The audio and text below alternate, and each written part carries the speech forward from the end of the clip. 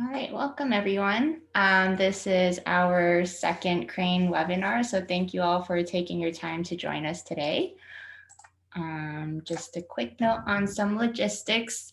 This meeting is being recorded and the link will be made available to everyone after the events. We'd love to know who we're talking to today, so if you could change the name on your Zoom profile to include your first and last name and whatever group you're representing, that would be great. And the chat is disabled for public chat, but you should be able to send any questions to me, and I will pass them along to Seth and Amber during our Q&A. So I will introduce you to our team here. So I am Cassie Borish. I'm a data scientist at Rho AI. I've been helping lead the software development for Crane since we kicked off the project in 2019. With me is Seth Sheldon, Rho AI's Director of Impact Analytics, who is the mastermind behind translating the methodology outlined in the original report co-authored by Prime and NYSERDA. And Amber Gold is a fellow data scientist who helps to manage the project development. So before we get into the tool itself, let me give you some details on the background of Crane. The methodology for Crane for assessing emissions reduction potential stems from this report that was co-authored by Prime and NYSERDA in early 2018, and you can find this report on Prime's website. In late 2018, early 2019, Prime organized a team to begin implementing this methodology into a tool that is intended to make ERP assessments more standardized and simpler to do. Rho AI was brought on board to develop the software. Greenometry devised the underlying methodology, and Clean Energy Trust engaged with our core user group to ensure that we're properly targeting our development. And you'll also see some models that use underlying data from Project Drawdown. So they supported some of our technology models as well. Since the launch of version 1 a year ago, Rho AI absorbed the impact analytics capabilities from Greenometry, and Rho AI and Prime continue to have an ongoing partnership to continue supporting and developing Crane. So over the past year, we've been busy working with some new partners to expand Crane's reach and build out Crane's database. So we've worked with Cleantech Open to demonstrate how their cohorts could use Crane to perform impact assessments. We've developed additional technology models thanks to chain reaction innovations. We've also recently partnered with Mars Discovery District to perform carbon impact assessments for the finalists in their Mission from Mars Challenge, which is currently ongoing. We plan to release a new custom technology module that will be released in the spring within the next month. And we've started these new, hopefully monthly webinars, with the next one slated for May 18th. We are also currently working on a user report for the next version of Crane. So we are conducting some interviews with some of our heavy users, and we will be sending a survey out to our current users to get a sense of how everyone is using the tool, what they'd like to see, and to help guide some of the future developments. So be on the lookout for that.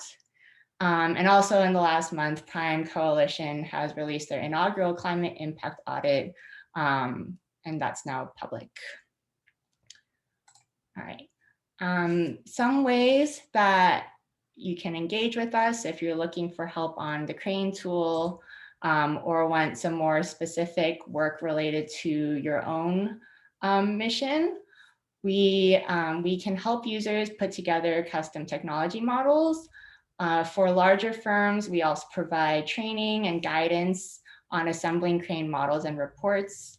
Organizations can also sponsor a fellow in our fellowship program to develop the skills to research new technology models.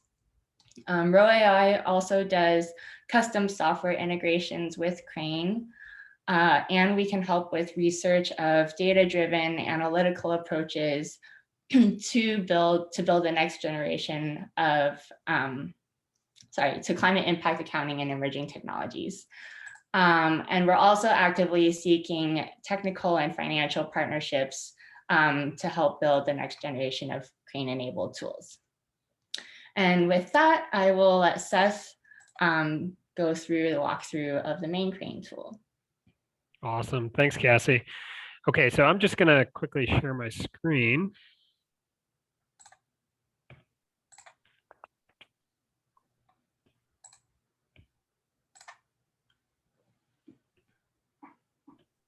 Okay, here we go. Now, can you all see it? Yeah. Okay, so this is the main screen. This is after you've logged in. If you haven't already signed up for an account, I definitely recommend it. If maybe you saw this on social media or you saw it somewhere, you can just go to cranetool.org and sign up there. I'm just going to close that. There we go.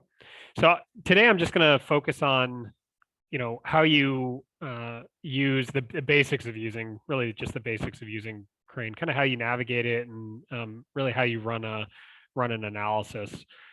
So when you first log in, you'll be presented with this main screen, and you can get to a technology. If you're just exploring, looking at the emission, trying to sort out the sort of emissions reduction potential of any particular technology, there are a few ways that you can get to it. You can search. So maybe we're interested in, I don't know, insulation.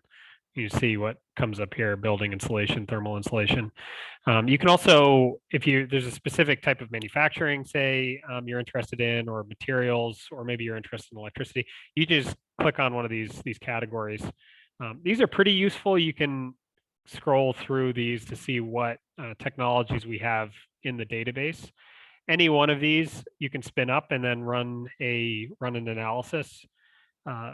Preferably, putting in your own data, or refining it or customizing it so that it better reflects the technology, the specific technology, or maybe the specific venture that you're hoping to analyze. You can also filter these out. So if we wanted to, only look at the electricity related technologies that have to do with batteries. This one, it looks like we've got one that's tagged with battery here. I think there are others that are just battery. Let me look. Yeah, so we've got a bunch of battery ones in here. These are just tags, and they're pretty useful, but very variable. So there are some fairly esoteric kind of tags in this one. Like if we want to look at, I don't know, notebook. I'm not actually sure what that one. I'm kind of curious. Oh yeah, interesting. So electronic notebook. I'm learning something new every time I come in here. In any case, let me go back to the beginning. So I had a specific model in mind for you all today, just to kind of look at through some of the features. So I want to look at lithium sulfur electric vehicles. Okay, so I happen to know this one. If I were a venture that's working on this specific field, that's ideal. If you come in here and it feels like it's tailored to you, that's the best case scenario. Sometimes you have to look for ones that would serve as an appropriate proxy that function essentially the same, maybe from the society's perspective in terms of what the technology is providing. So in this case, maybe you have an electric vehicle that isn't specifically using the lithium sulfur battery. This one has a figure of merit, which I'll get to, which we're actually going to be modifying that to say performance metric in the future. But in this case, you could, if you have a technology that isn't, lithium sulfur battery, but is an electric vehicle, you could modify this one to better reflect, your own technology. But let me just go through the tabs really quickly, and then you can get a sense of kind of how this works and what we hope you sort of bring with you when you run a Crane analysis. Feel free to explore it as much as possible. There are still little bugs here and there. And if you come across one, please let us know. It's under constant development. And if you have ideas for features or anything like that, we're happy to hear about it. You could reach us on our Slack, in our Slack community, which you can find out more about on cranetool.org. And then you could also email us at info@cranetool.org as well. And we're pretty snappy with the replies. So, okay, let's start at the beginning here. So there are a few things. You can select the geography. Most of the models in Crane at present only have one geography. It's usually either global or United States. One of the big updates that we're working on this year, and then on a rolling basis, are expanding the geographies available for each of these vehicles. This is a really important selection. It's only one here, as I mentioned, but you can imagine this is a drop down. This is an important selection because it tells Crane what what set of market projections and emission scenarios you'll have kind of at your fingertips. You'll be running. So in this instance, we're only going to be looking at the United States. You can modify the time horizon for your analysis, your emissions reduction potential analysis, and then you can apply a more global kind of uncertainty factor here. This will make more sense. So just hang on to the 25% value. This will make more sense in the output where it's applied. What's driving this depends more on how conservative you would like your analysis to be, and whether you have any specific backup materials or context that you would want to refer to in your analysis. Before I move on from this tab, the primary inputs tab, I'd also highlight a few things that you get straight out of the box. You obviously get the description. This is the sort of template that you're using. So this is when the template was put together. This is the description that the Crane fellow or the researcher originally put together. As I mentioned, this may be an appropriate proxy for your own technology, so you can think of it in that way. But this is just a reminder of kind of what we're looking at. So if you select the primary inputs in the first one, as with all of these tabs, and you make your adjustments here, maybe we'll do it out to 2050, that time horizon. You can add, as you're going through this, your own notes. These user justifications are organized in the output report so that anybody reading this, either a colleague of yours or maybe an auditor or a potential investor, or if you are an investor, these are the kind of notes that you would expect the analyst who's putting the model together to include. So in this one, I might say see report. See our 2020 report, just as a note, and you'll see where these kinds of notes show up in the output report for reference for the 2050 choice. I'm just going to use that there. Okay, so that one's now saved in this analysis as you're rolling through, and we'll see where that shows up again. The next piece, which is definitely a critical piece of the analysis, is to select the total available market, and even more importantly, the target market. So the target market is a market that's made up of a set of generally high emissions or emissions intensive technologies, or it's a market that is served by and projected to be served by a set of higher emissions kinds of technologies. In basic terms, it's the thing that you're trying to displace, either improve directly. Maybe your technology is a component that you're applying to these higher emissions technologies to make them cleaner, or you're just trying to supplant them entirely.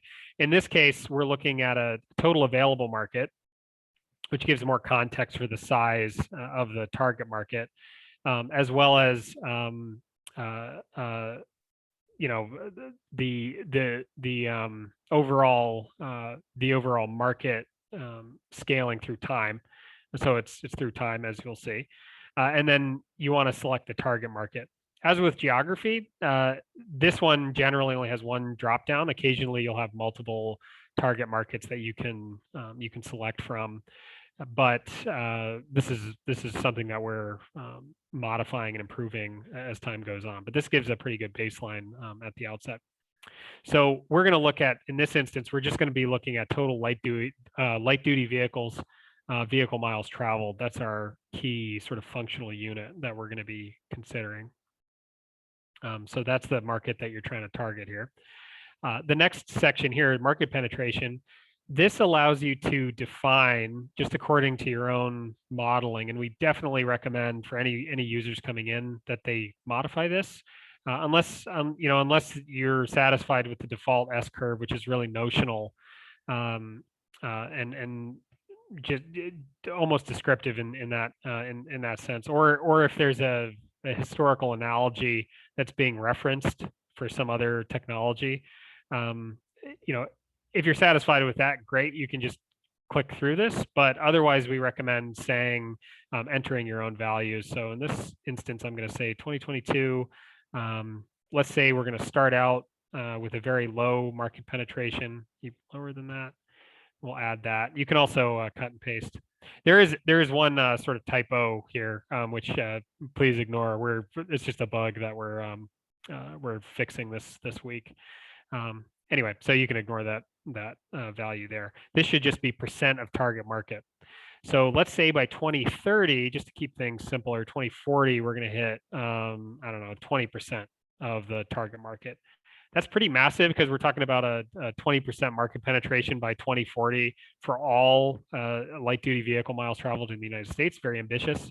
For a specific technology, that could be feasible potentially. For an individual company, maybe. That it's really up to you. And that's where adding these notes is important. See same report for market values. Just add that there. See where that pops up. Okay, now we have some sense of how well the technology is going to do. This is important because what this is telling us is, what it's telling Crane to do is to displace the incumbent technology, all of those vehicle miles travels from total light duty vehicles, generally internal combustion primarily, with your new technology through time at that time step. So let's look at a couple of other things that you can fill out on this. A lot of the models have an established market, not all of them, maybe, I don't know, 30%, something like that. An established market in our parlance is a market that you may be displacing kind of unintentionally, or cannibalizing in the terminology we're using, which is already fairly green. It's already not very greenhouse gas intensive. And in order to keep the analysis a little more conservative than it would be otherwise, and to take into account this sort of question about additionality, you can define explicitly, how much of that projected green, quote unquote, green market you are going to be displacing, and therefore having only a moderate kind of benefit. Or if you're expecting your technology to be entirely additional to the projected low greenhouse gas technology, the market for that technology.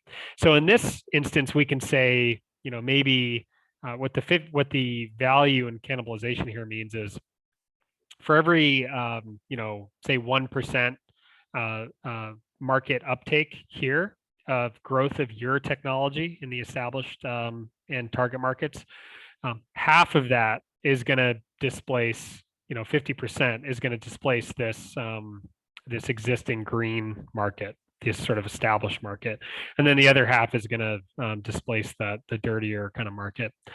You can modify this as with anything. So maybe I won't go too far into depth here, but maybe you eventually get to 50%. But to make it a little more realistic, you're going to say, or sorry for this, maybe you'll start out displacing only other electric vehicles with every vehicle you're selling, and then that drops off. Obviously, if you're only displacing something that's already pretty green, you're not going to have as the kind of impact that you would want to have. Okay, So I'm going a little bit slowly through this just so you all can see each of the different pieces. But where Crane really starts to shine is in the output report. So okay, the final piece that a lot of these models have is the figure of merit. And the figure of merit, another word for that, is just a performance metric. So in this instance, the figure of merit, a familiar figure of merit, would be something involving efficiency. And the optimal kind of case is one where there's a direct kind of line between a measurable performance metric, measurable like in a lab setting or on the road, and a direct line between that and the greenhouse gas emission intensity of your technology. So in this instance, it could be the kind of thing that you advertise, say, or the venture advertises. In this instance, it's miles per gallon equivalent. Again, please just ignore that that little typo there. This should just be miles per gallon equivalent.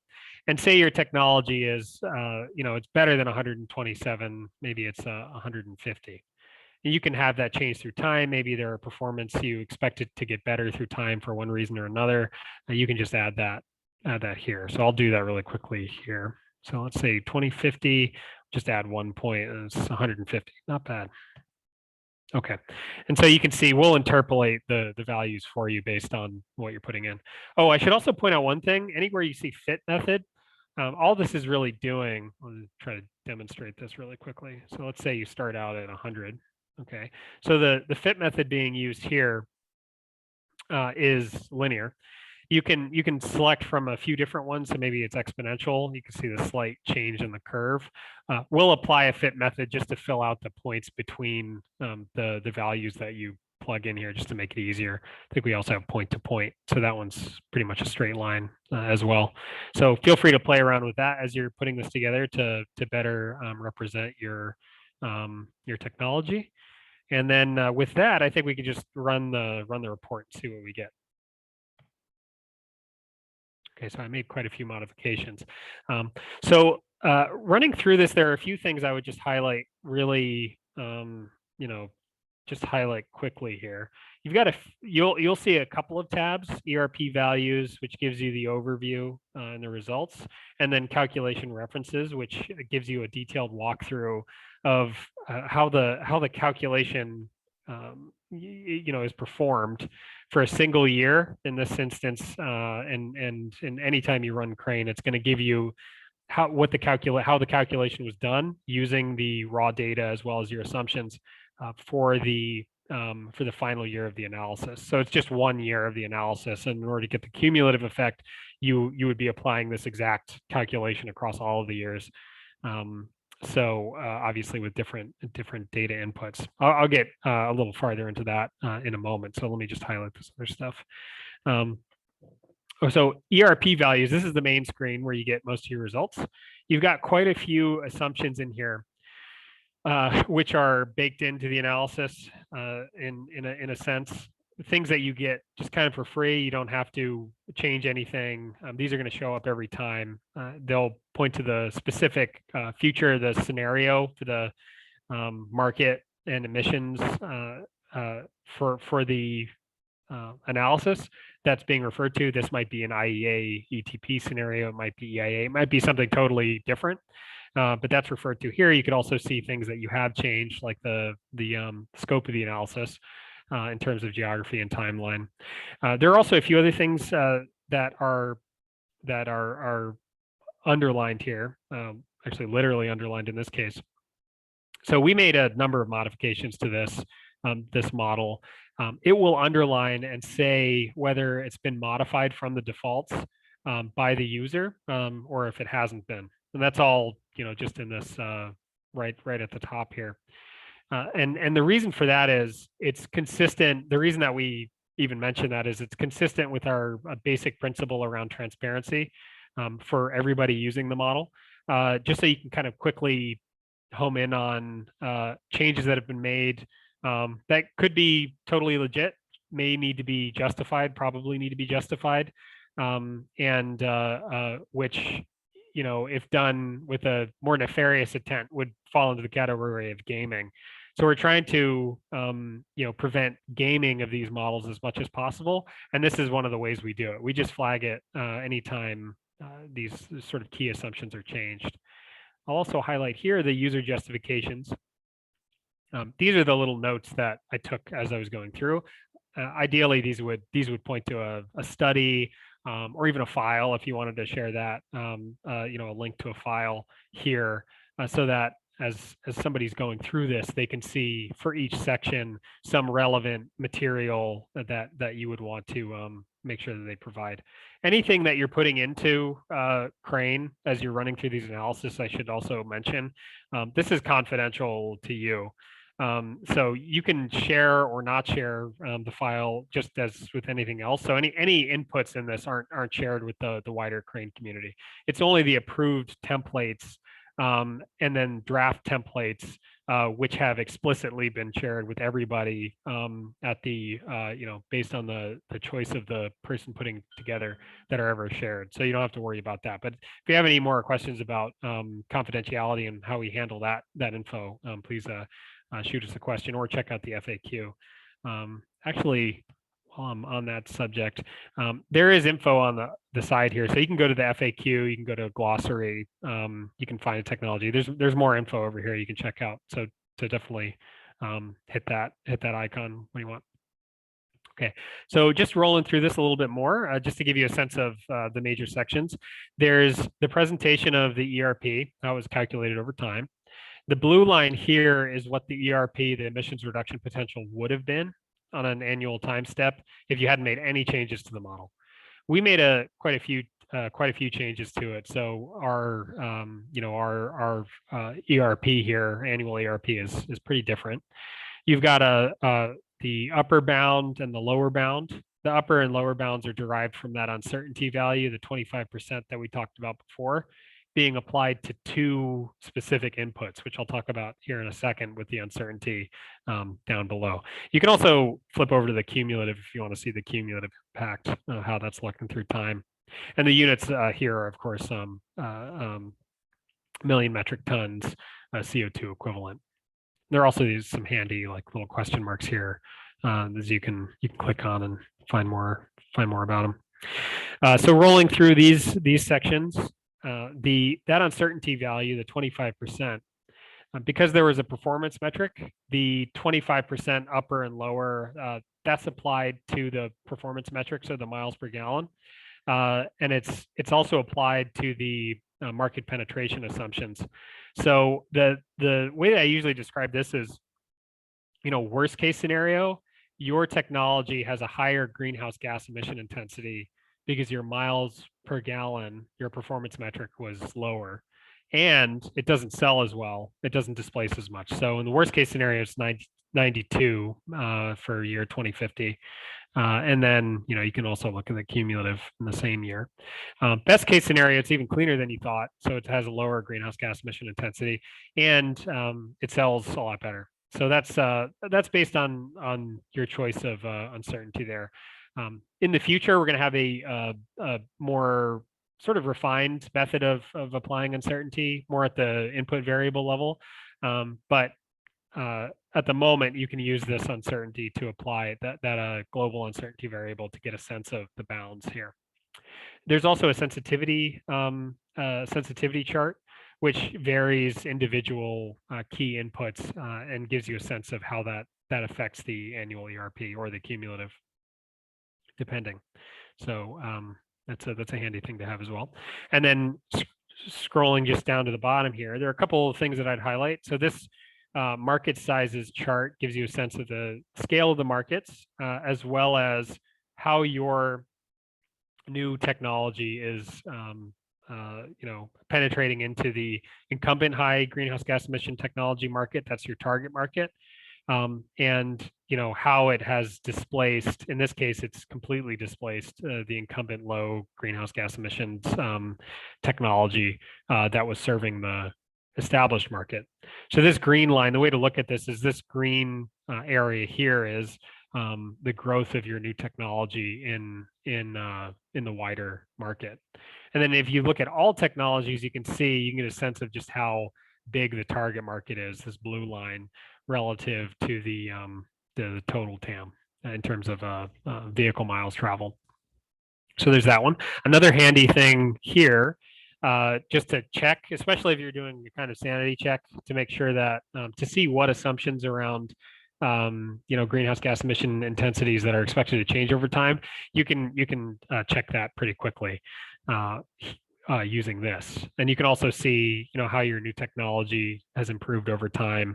And this is just a kind of snapshot to see how much better on a per unit basis your technology is, or how the various sort of groupings of technologies are for your own for the specific markets that you're looking at. And there's some additional information here on the greenhouse gas emission intensity, as well as if you go to the markets, you can get a reminder of what those markets are. And then down here, I'll talk about the references here in a second. So just switching over really quickly to the calculation references page, you can run through the analysis, starting with the raw data, which lives in the Crane database. These are all external data points that we've gotten. Anywhere you see these little footnotes, you can scroll down to the bottom and expand this to see where those numbers came from. We've done our best to provide a kind of line of sight to the original data and those assumptions, so that if you wanted to check the quality of the analysis, the quality of the original inputs, or get more context within that you can only get through from those references, those external sources, that's a great way to do it. Just going through there, and then you can kind of stress test to see what elements of this first run of your analysis need to be improved. And so in order to run through the calculation, I won't actually go through it in detail. All you have to do is pay attention to these tables, which are giving you some key input data, as well as occasionally some derived or calculated values. And then you can just run through the calculations. So if you see something in brackets like this, it's a stand-in for a variable, and that a variable is applied. And then here, so this is, for instance, total available market size data in table 1 using point-to-point linear interpolation. This is a calculated value, or it's being pulled from a specific table. And then you can see how the calculation happens. Ultimately, you can get right down to the bottom here. So I'll scroll all the way down. And if you just follow the logic going through, it'll take you all the way to the annual emissions reduction potential for the final year of your analysis. In this case, it's 143. And just to double check, that 143 value is the central value here. So it doesn't have the uncertainty applied within the calculation.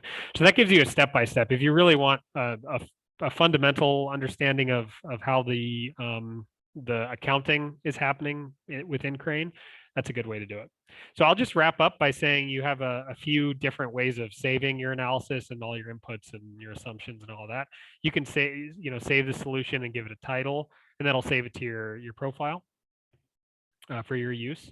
You can also download an input file, which you could share it through email or whatever. It's just a JSON file, particular file type that works with Crane. And then at the very start screen, there's like a little area where you can just drag and drop that JSON file, or somebody else can drag and drop that JSON file to get the thing working. You can also download a PDF of what I've just shown you. That's the Crane report. And then there's an Excel workbook that has a few of these charts, most of the charts and the underlying data. So if you want to put it into your own formatting and modify it more, you can do that. I think that's pretty much the whole story with this. I think I'll leave it at that, so we save some time for questions and additional info that I think no, I'm trying to figure out how to stop sharing. Advanced. There we go. Okay. With that, I think I'll just leave it and then pass it over. I think our next step is maybe Amber.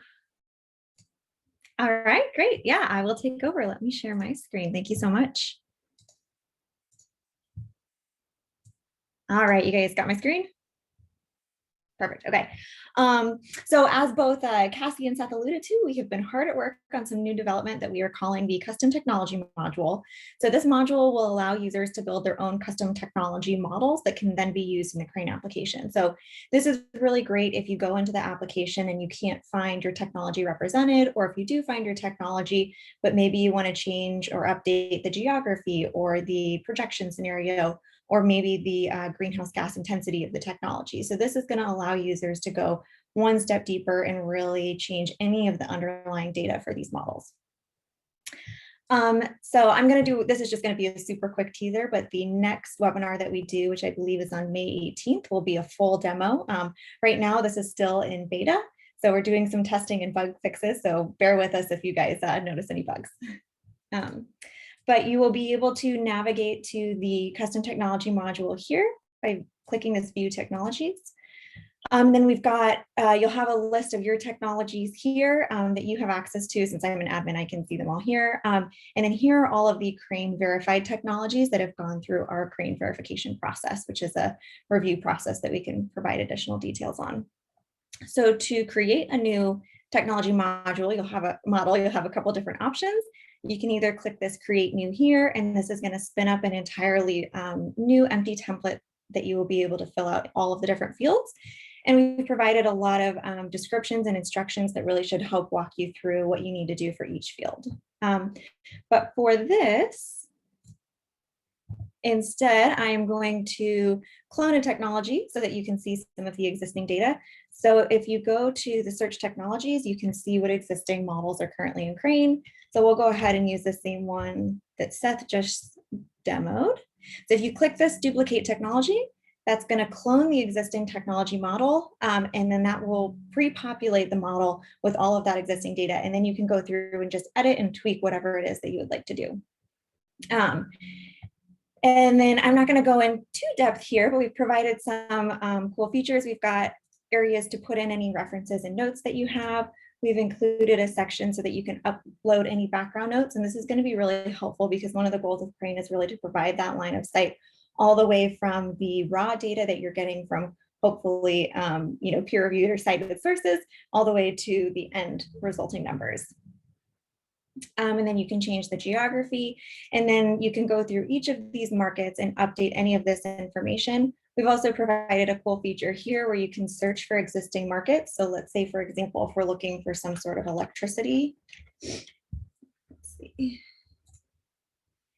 Then you can search, and what this does is it searches all of the existing markets that are currently tied to models. And so this should help alleviate some of the burden of doing a lot of this research. If we save this, so I encourage you to come up with a better name than this, but I'm going to just save this as here for now. We save our progress. We've also included a feature where you can change the sharing rights for any of these models. So we've given users the ability now to keep any of this information private. So you can either have your technology model be public, and that is that anyone that goes into the Crane application will be able to view your model within the app itself, or they'll be able to clone your existing technology model and build off of it. And we really appreciate that. We're hoping that this is a way that we can all collaborate and provide information for each other. Or if you're using proprietary data or data that is not generally available to the public, you also have the option to keep your technology model private here. And then from there, you can also designate additional users within Crane and give them permissions to either edit your model or view your model in the Crane app. And that's a way of sharing these private models with each other. I think that highlights most of the cool features. I think that covers everything from here. So we will be releasing this publicly in early May. So watch out for an announcement. We will be sending that, we'll be blasting that through our email. And I believe that's it. Cassie, you want to take over? Yeah, so pretty much the remaining time we have for questions.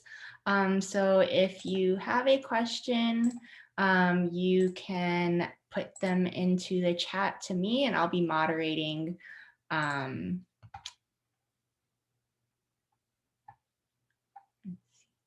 Give people a few minutes to think about stuff. One question was whether or not The link for the recording for this session will be made available. And yes, I will email the link after the event to everyone who is registered for this event.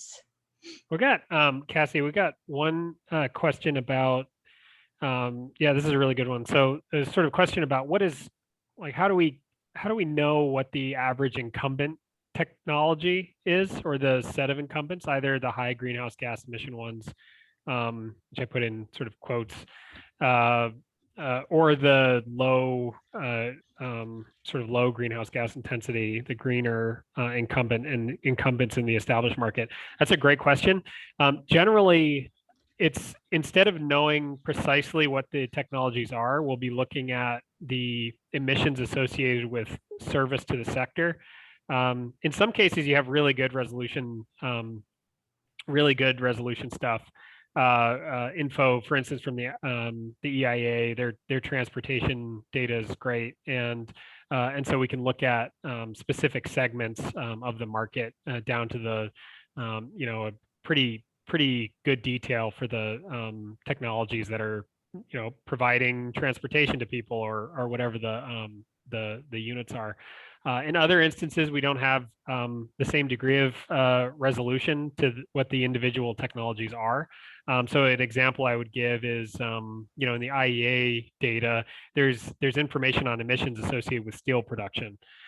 There are lots of different ways of making steel, a few really common ones, and those assumptions are baked into their kind of models.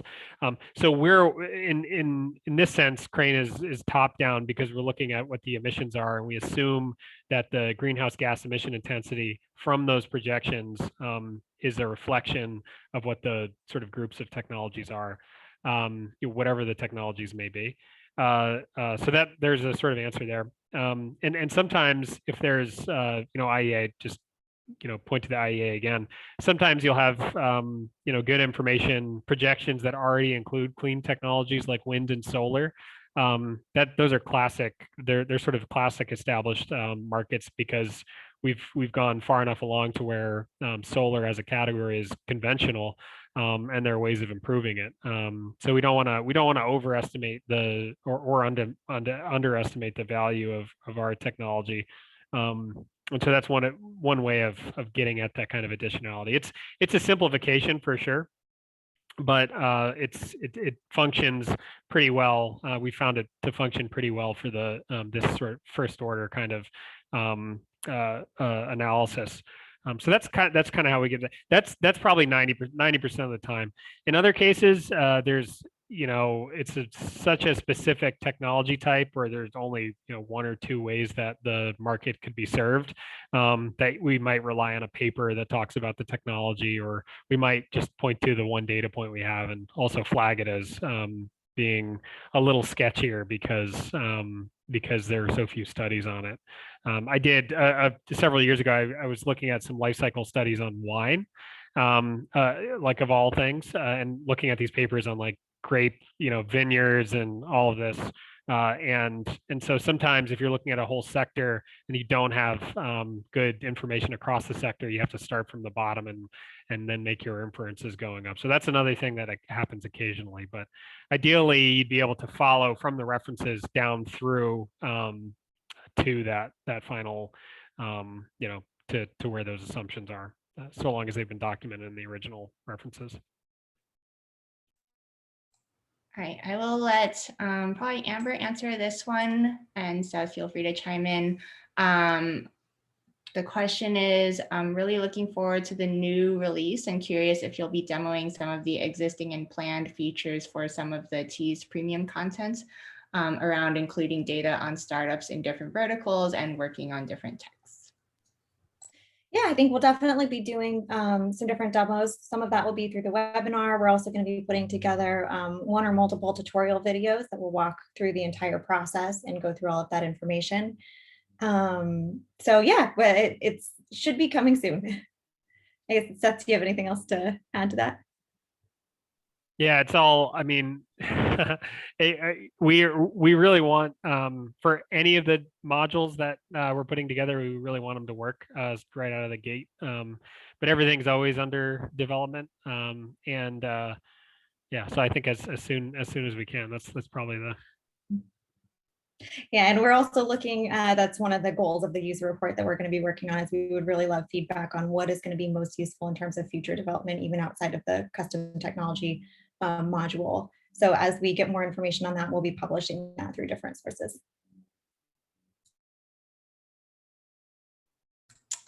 All right, if there are no, what is the best way to enter your own data on the homepage or in the target market tab? I will let Seth answer that. Sorry, could you, I was just copying another question. Could you just repeat that? What is the best way to enter your own data on the homepage or in the target market tab? I think probably, so in terms of entering your own data, starting from the homepage, searching around for a model that you think is an appropriate proxy, that's the best way of running through an analysis that allows you the level of customization that's the main app is intended for. And you could modify it to reflect your own information, like for instance, the performance of your technology, if it has a sort of figure of merit in the figure of merit page. Or if you want to change your assumptions around the market penetration to better reflect your projections, you could do that on the target market tab. That's a good starting. That'd be like the basics. Really the minimum amount of customization that we would hope users would apply in order to run a crane analysis. But as Amber showed earlier, to get sort of further into the weeds and to customize it even further, you'd want to go into that custom technologies module when it's available to make a better sort of representation for the markets that you want to you plan to enter or disrupt. And then the variety of other sort of context and geographically specific assumptions and projections, you could change those in that module as well. So it's you could customize any one of these templates in any of the tabs that I was showing to kind of reflect your technology. But at the very least, market penetration assumptions and then figure of merit, those are, or performance metric, those are two that are really important. Okay. This other question is probably best answered by Seth. What happens when multiple reputable sources offer different projections in the longer term, for example, the TAM in a market? Do you have a default source to rely on, combine expectations, or do something else? Oh, that's such a good question. So I've got multiple answers to this, none of which have been implemented yet, but we're getting there. One is we want to try to be, in addition to trying to be kind of technology agnostic in terms of how we run the analysis, we try to make it generalized as possible.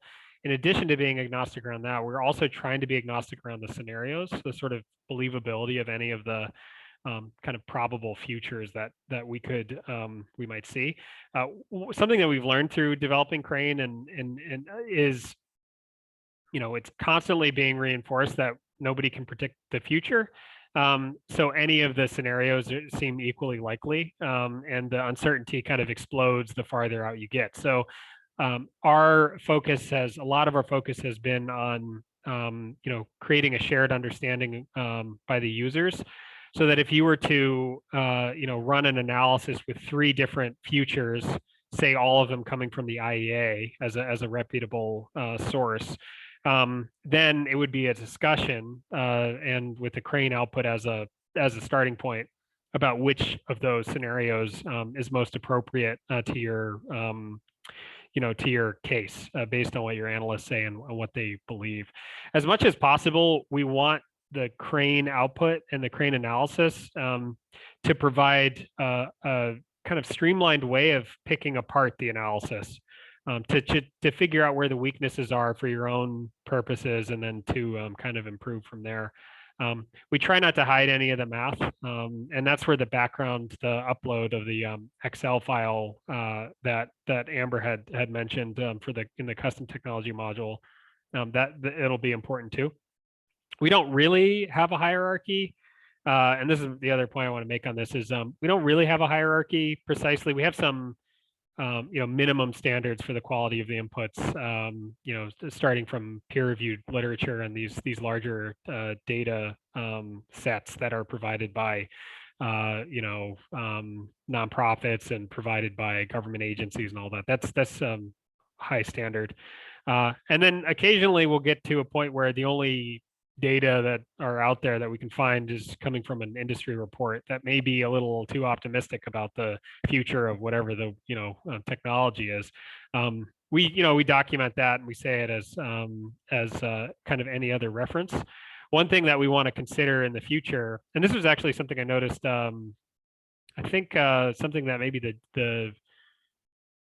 maybe the GIN had been referring to it. I was looking at somebody's methodology recently, talking about the standards of evidence for running these kinds of analyses. And one thing I would love a feature I would love for us to have is some degree of classification on the quality of the references, so that people know when they really need to be suspicious about where the numbers are coming from. We don't have anything like that implemented right as of yet. Our stand-in is just saying here are the references. So that's my kind of squirrely answer to your excellent question. All right, I'll let Seth take this one as well. Does the model take into account carbon intensity of grids in a particular area or an average?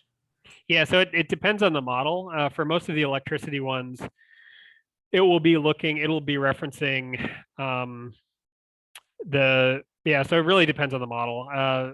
It will be referencing, say, emissions intensity of the whole United States, whatever the market is. So if it's looking at the US in aggregate, it'll look at the average for the TAM. But we do slice out emissions intensities for the individual target, a target market, depending. It's flexible in that way. It's not consistent across.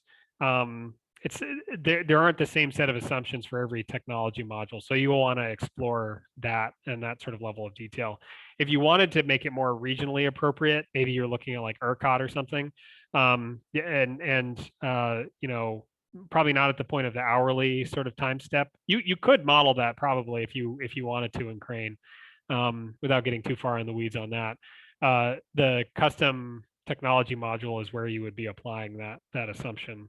So it's a good question. For the purposes of running one of these analyses, we try to keep it simple, but that doesn't mean you can't complicate it to your heart's content, so that it better reflects the true emissions based on location.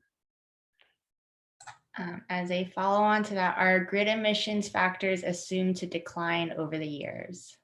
Yeah, most of them, the market projections and industry scenarios we've seen make that assumption. The rate of that decline depends on the scenario. So the IEA's ETP, which I've referenced a couple times, there's a very optimistic scenario where everything goes to renewables by like 2060. Maybe not quite that aggressive, but pretty aggressive, versus a baseline scenario where it's pretty much business as usual. Obviously, in the former case, your clean technology is not going to be as additional. Your ERP is going to be lower because you're assuming that the future that your technology enters into is already pretty clean. But that assumption is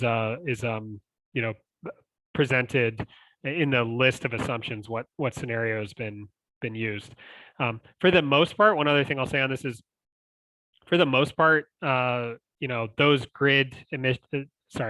those greenhouse gas emission intensities, whether it's for the grid or for vehicles or for manufacturing techniques, they often decline. Anytime we have market emissions projections and data to support it, we can usually see that declining. So you're not overestimating the impact. In other cases, there may only be a few data points on the greenhouse gas emission intensity of the incumbents, and it's just assumed to be flat. But that, if you click on the greenhouse gas emission intensity chart, the one I showed you with the on the other tab next to the market data, that's where you can see how what the assumptions are around the greenhouse gas emission intensities through time. That's probably the best place to look, just to check. Also related, is there an option to assume renewable energy only for an electrification technology? Yeah, so a lot of the electrification technologies. So if renewables are an input, in some of the technology, in some of the models that we have, you can change the assumptions around. I think this is largely in the carbon dioxide removal models, actually, where electricity is an input. You can kind of modify what the assumed emissions intensity is in there. In a future version of Crane, we want to have more of those toggles anywhere there's a technology that relies on, for instance, electricity in order to do what it needs to do. And there are a lot of technologies, anything electrolysis based, that their sort of greenness hinges entirely on the source of the electricity. And that's an assumption that can be really easy to hide or really easy to miss if you're not careful. Yeah, I would probably encourage you to look at the individual technology and see what the assumptions are there in each of the templates.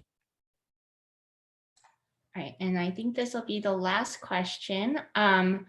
You are only considering gross emissions effect, correct? No LCA assessment of technologies to get a net effect. Yeah, so there's many of the models, most of the models have emissions associated with the life cycle of whatever looking at the functional unit for that technology. So I use buildings as an example. That should really include, like, ideally would be including embodied emissions, going into the construction, all of the industry activity, everything from mining all the way through initial kind of stand up of the building, as well as operational energy efficiency. That's spelled out. When you have access to the custom technology module, you'll be able to see how what emissions were included, sort of direct and indirect, but also how direct and indirect have been defined by looking at the notes in that. That's the best way. That's the best way to kind of explore. In some of the models, there's just an assumption that the vast majority of the emissions are at the operational or at the operational phase, or the use phase, as opposed to upstream. In other cases, like solar, it's all embodied, all upstream. And then for your own individual technology, if you're changing, if you wanted to modify the greenhouse gas emission intensity, it's another thing you'd want to do as a custom model. You'd want to take into account the life cycle impacts as well, through every stage, and then make sure you have the appropriate functional unit. And then double check that you're being fair to the incumbent technologies and doing the same thing as well. So.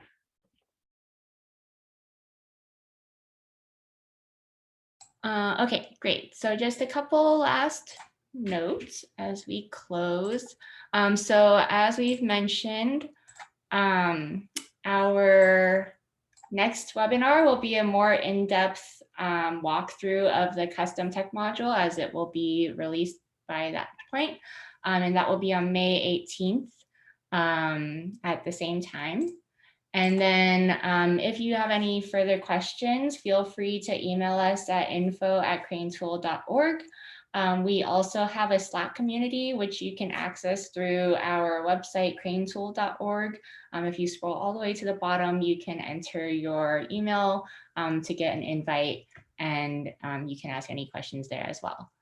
And with that, Thank you all for joining us, and hope to hear from you all soon. Thanks.